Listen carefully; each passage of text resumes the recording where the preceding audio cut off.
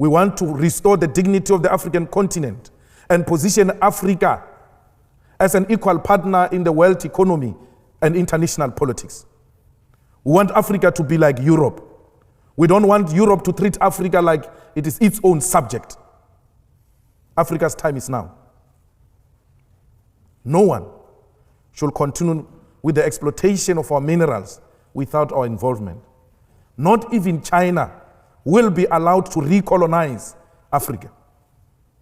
We are called economic freedom fighters because we want any foreign direct investment to come and invest in Africa through our own terms and to the benefits of the people of Africa.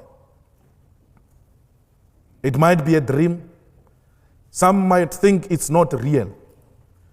But we know we're going to achieve it. For because this dream is not just a dream, but a generational mission. It's a generational mission we are not prepared to sell out. We want to restore the dignity of African people. We want to ensure that African people are equal partners in trade, in politics, in every subject that the world is debating. We want to follow in the footsteps of Nelson Mandela. Because Nelson Mandela, when he left his term as a president, he said the struggle continues. He said so because he knew that political freedom without economic freedom is incomplete. People cannot eat a cross. People want to put bread on the table. So, like many African leaders, we have committed not to betray the dreams of those who came before us. Like many African leaders, we want to unite the people of Africa to have a common agenda and common purpose. We want Africa to unite and Africa to reclaim its land and its resources. The EFF speaks about expropriation of land without compensation because we know that when the land was taken in Africa was through genocide. Why would we reward genocide? We cannot reward genocide, but we want land because land guarantees us of the sovereignty of South Africa and the African continent. We cannot claim to be Africans, yet we have nothing to show as a proof that indeed we are Africans. For because we do not even have title deeds to prove that we are the owners of the land. We have nothing to show. When you go into mines, it's multinational companies. When you go into banks, it's multinational companies. When you go into monopoly industries, it's multinational companies. We cannot even own and protect our own agricultural sector with our fertile land in Africa. Because Europe and the entire developed countries use Africa and South Africa as a dumping site. Every lower grade food get to be dumped in our countries, undermining our own agriculture. When we say those things, we are called communist, we are called anarchist, we are called radicals, because we must continue to bow before a white supremacist. We're refusing that. We're refusing to bow before imperialism and colonialism. We want the total control of our own country and our own land. We in South Africa, black and white, we coexist as people. When we fight colonialism, we do not fight white people. We come from a bad history of apartheid, where white people have exploited us for far too long. Yet, we have extended a hand of friendship. There are many others who are still refusing and still wanting to act as if we live in the apartheid era. Those do not deserve to live amongst those who want a united South Africa, black and white. It is of their own problem. We are not going to be an international home of racists. We're not going to be an international capital city of racism. We refuse that black people must still bow before white people. And that does not mean you must go away. We are going to reverse the legacy of apartheid through robust engagement and not through pretentious arrangements. We are still hating. We have seen people dying before us. We have seen many, many children killed by apartheid regime. Yet we came out and said, we remain brothers. But there are those who are refusing to show remorse and wanting to perpetuate that which happened during apartheid times. We owe no one no apology when we say South Africa is no home of racists. And racism must be fought everywhere else, including here in Oxford. It must be fought everywhere else in New York, where black people get to be shot at by police at will without serious action. We need a world that recognizes human beings and not color. It starts with me. It starts with me, particularly if you are white. You need to stand up and say, not in my name. We are a new generation. We need to usher in a non-racial international society. Racism has got no place where democracy, prosperity is to take place. South Africa, we want to lead by example.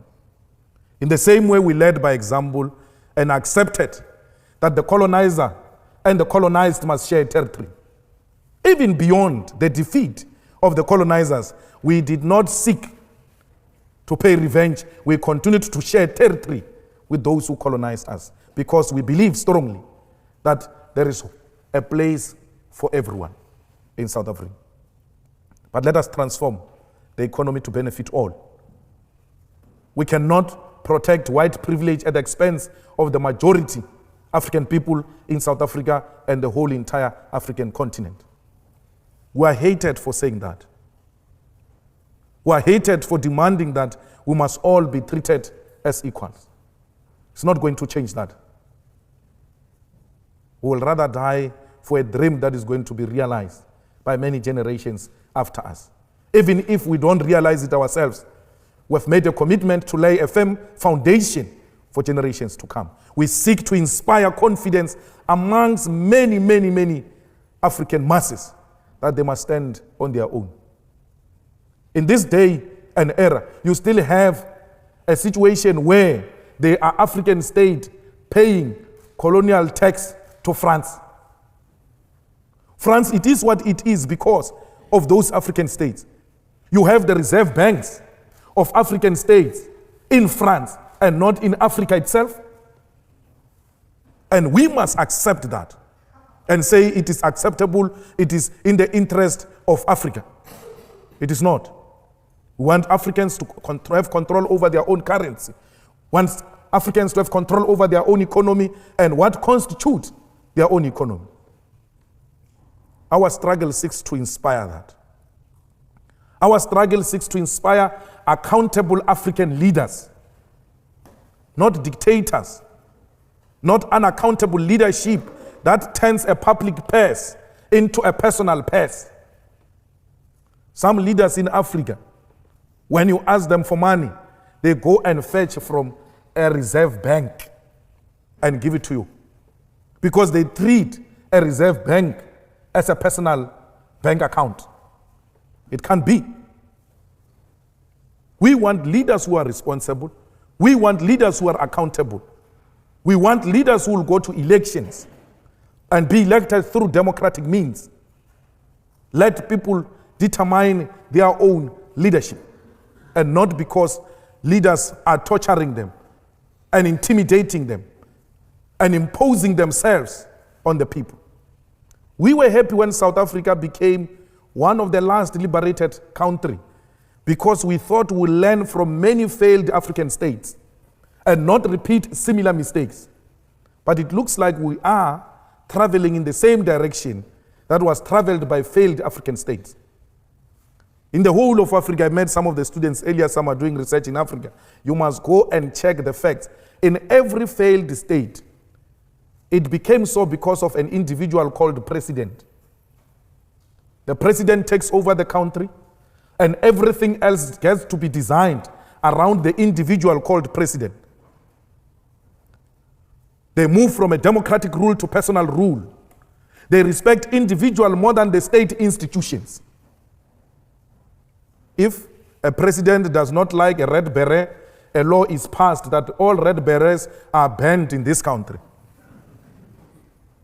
If the president in South Africa does not like a corruption fighting institution called Scorpions, they go and close down that Scorpions so that he can steal more than 250 million rands. I don't know what is that in pounds. Because he doesn't want to go to prison. Every institution that wants to take him to prison for corruption, he destroyed that institution. The Scorpions closed down because that was going to cause him problems. Now we've got a beautiful lady called the public protector fighting corruption. The president is after her. Because anyone fighting corruption in South Africa is the enemy of the president. And if that president is left alone, South Africa will become one of the failed African states. Not under our watch. The EFF has arrived. The EFF is going to protect the sovereignty and the democracy of South Africa. The EFF is going to revive correct politics in Africa and position Africa at a correct path in the international politics. It is possible. We have taken that position, and many in Africa are willing to follow. Those who want to invest in Africa, those who love peace and democracy, those who love the sharing of wealth amongst people, we need your support. We need you to commit that Africa should not be a playground of the rich, because Africa is not a desert, but a continent where human beings are found and they must be treated with respect and dignity. Thank you very much.